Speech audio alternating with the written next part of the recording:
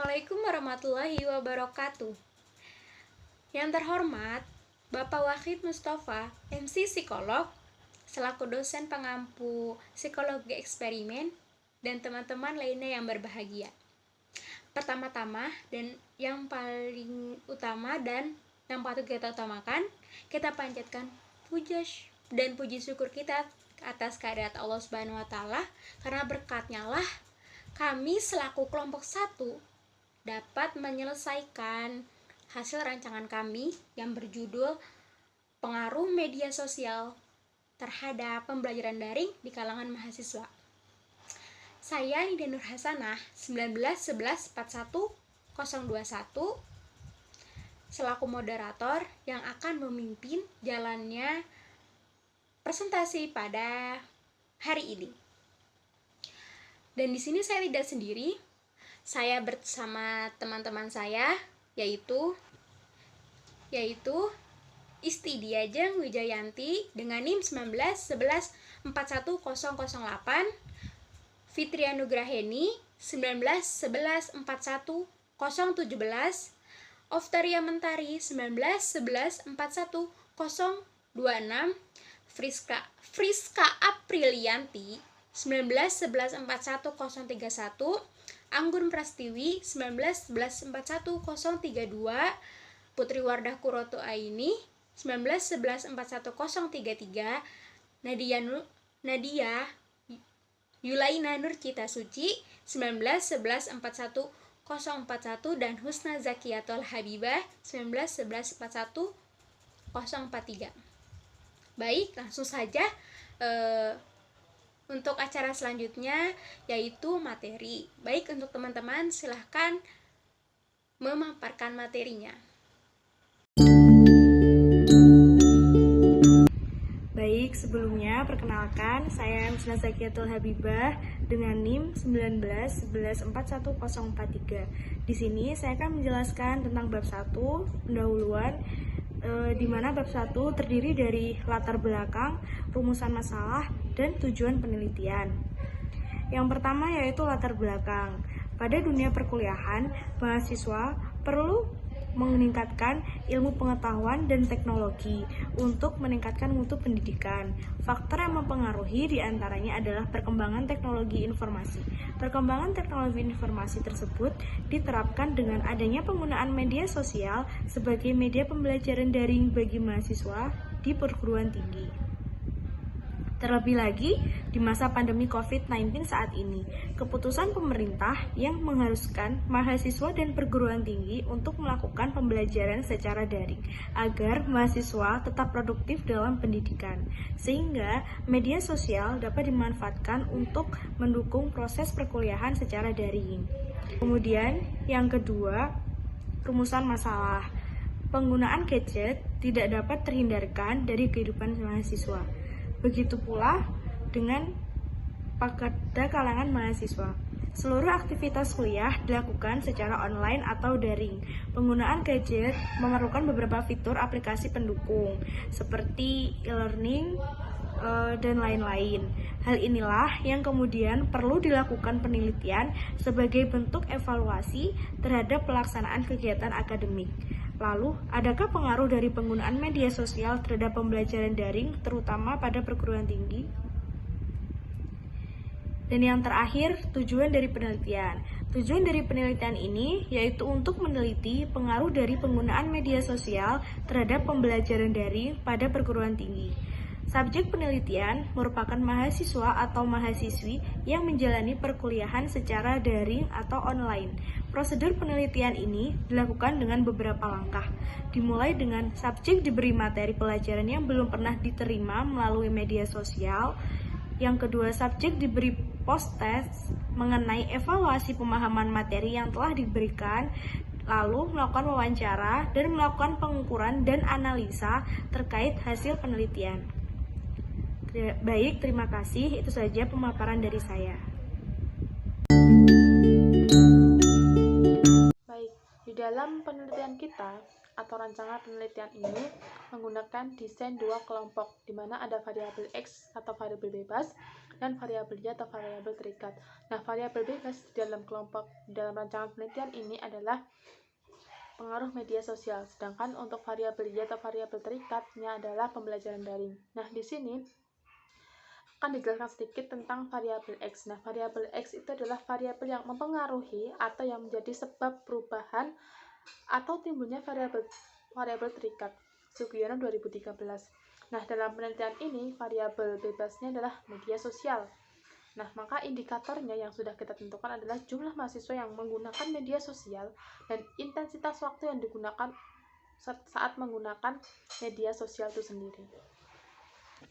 Sedangkan untuk variabel terikat ini adalah variabel yang dipengaruhi atau yang menjadi akibat. Nah, di sini variabel terikat kita adalah pembelajaran daring. Dan berikut adalah indikatornya adalah intensitas waktu yang digunakan saat pembelajaran daring, kemudian tingkat ketertarikan mahasiswa saat melakukan pembelajaran daring. Lalu bagaimana hubungan kausalitas atau sebab akibat antara dua variabel ini?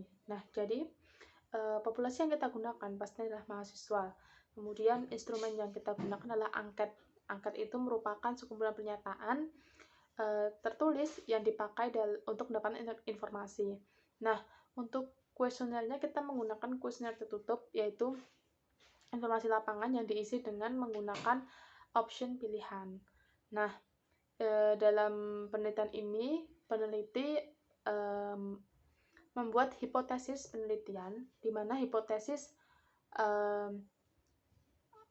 nol atau HO itu adalah tidak ada pengaruh media sosial terhadap pembelajaran daring di tingkat mahasiswa. Sedangkan untuk hipotesis alternatifnya atau HA-nya adalah adanya pengaruh media sosial terhadap pembelajaran daring di tingkat mahasiswa. Dilihat dari definisi operasionalnya, pembelajaran daring sendiri merupakan pembelajaran tatap muka yang dilakukan pada saat jarak jauh. Sedangkan media sosial sendiri adalah suatu aplikasi yang dimana menjadi penanda perkembangan teknologi di zaman sekarang yang benar-benar canggih, yang digunakan bahkan banyak kalangan, tidak hanya mahasiswa, siswa, ataupun hanya sekedar anak-anak, orang tua, hampir semua kalangan menggunakannya. Jadi media sosial ini sangat efektif dan mempermudah melakukan semua aktivitas manusia, dari mulai pekerjaan, pembelajaran, dan lain sebagainya. Sini saya akan menjelaskan terkait variabel sekunder. Nah, variabel sekunder ini biasa juga disebut dengan variabel non-eksperimental. Variabel non-eksperimental ini merupakan variabel luar yang akan mempengaruhi penelitian. Nah, penentuan variabel-variabel yang termasuk variabel non-eksperimental ini pada suatu eksperimen ini tergantung pada jenis perlakuan yang diberikan dan perilaku yang diamatinya. Nah, untuk variabel sekunder pada rancangan penelitian kelompok 1 kali ini yang berjudul pengaruh medsos terhadap pembelajaran daring di kalangan mahasiswa, yaitu ada faktor internal dan eksternalnya. Nah, untuk faktor internal ini yang pertama adanya miskomunikasi terhadap dosen, turunnya motivasi, nah, dan waktunya yang kurang baik, kurang bisa memanage waktu. Nah, untuk faktor eksternalnya di sini ada jaringan atau sinyal, yang dimana jaringan atau sinyal internet ini yang susah dijangkau oleh tempat-tempat yang tertentu. Nah, yang kedua ada ketersediaan kuota dan internet yang terbatas. Juga ada keterbatasan fasilitas dan gadget. 7 pemahaman menyusun penelitian eksperimen. 1. Topik atau ide. 2. Rumusan masalah. 3. Hipotesis. 4. Variabel. 5. Tipe dan desain penelitian. 6. Analisis hasil. 7. Kesimpulan.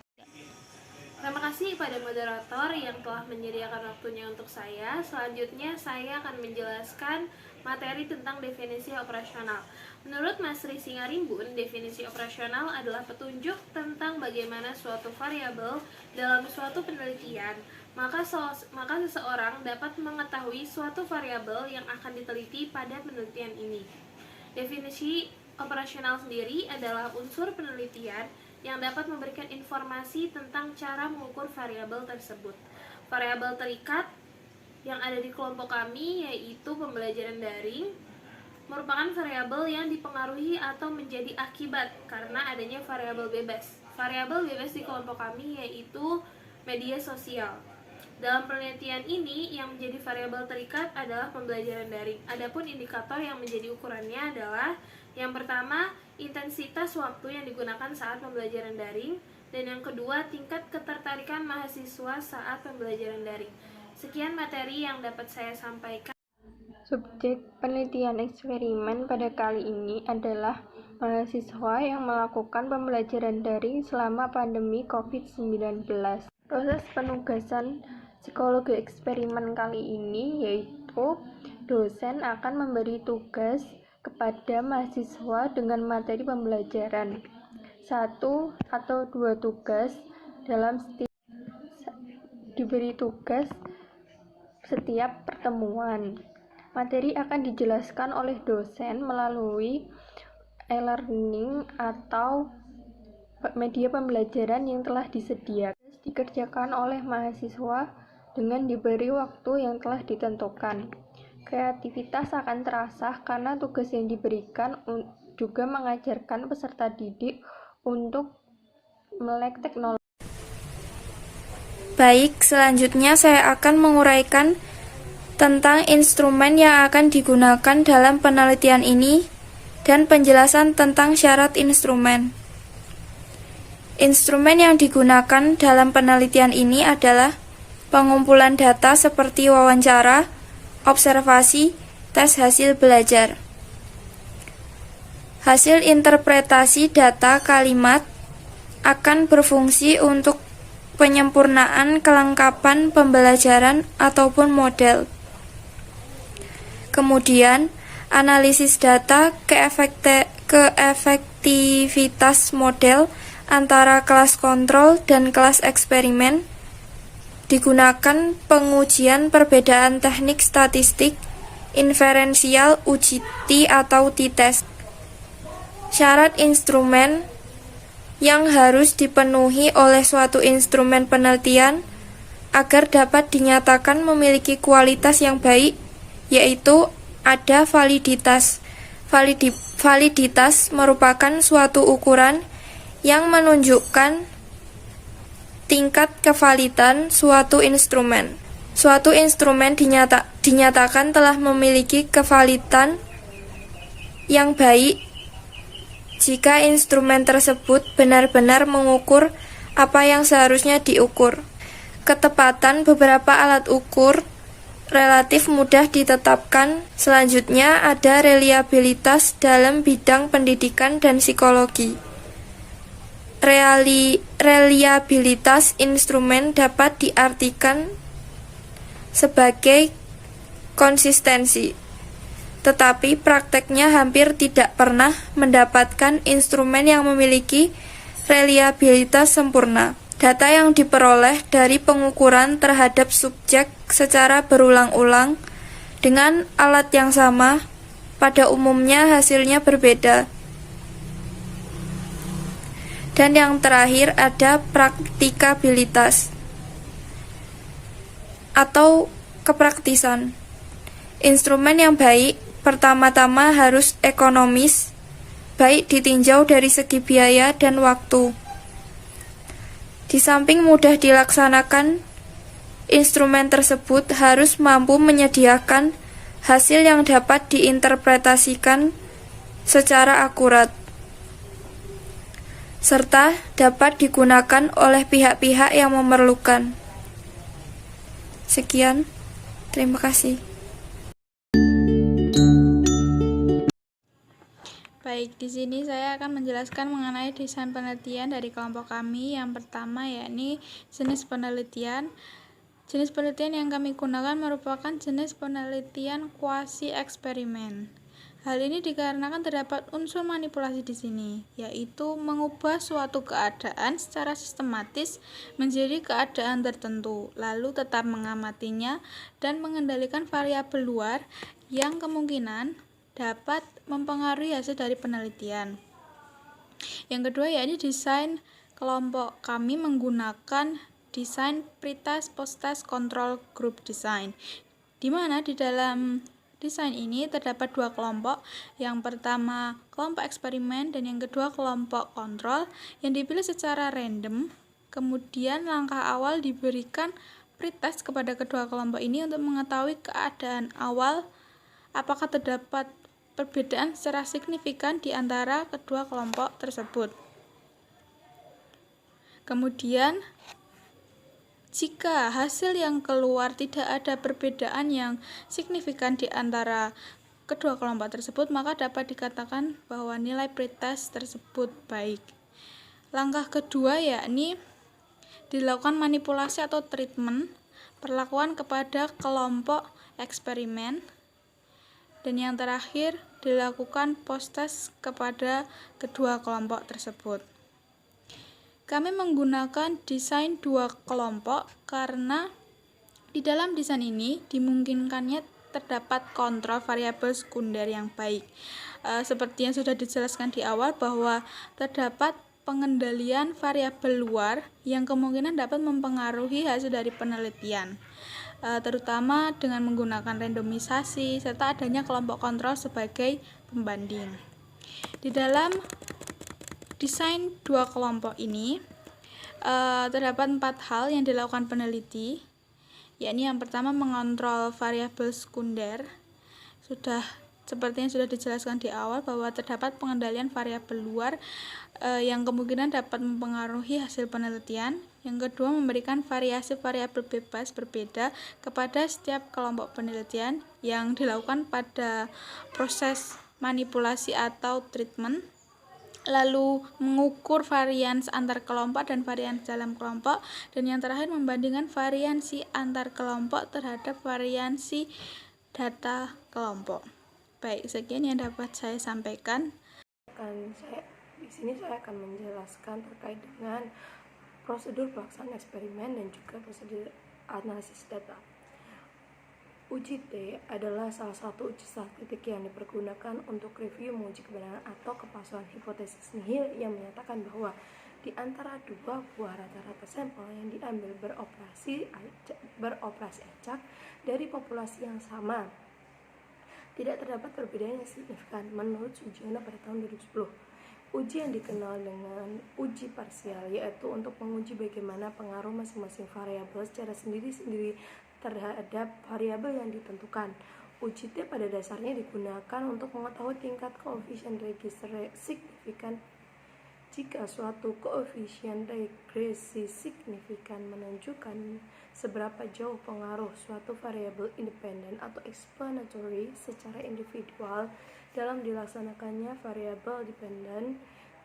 Untuk menguji koefisien hipotesis WHO sama dengan 0, untuk langkah yang digunakan untuk menguji hipotesa tersebut dengan uji T adalah sebagai berikut. Menentukan level of significance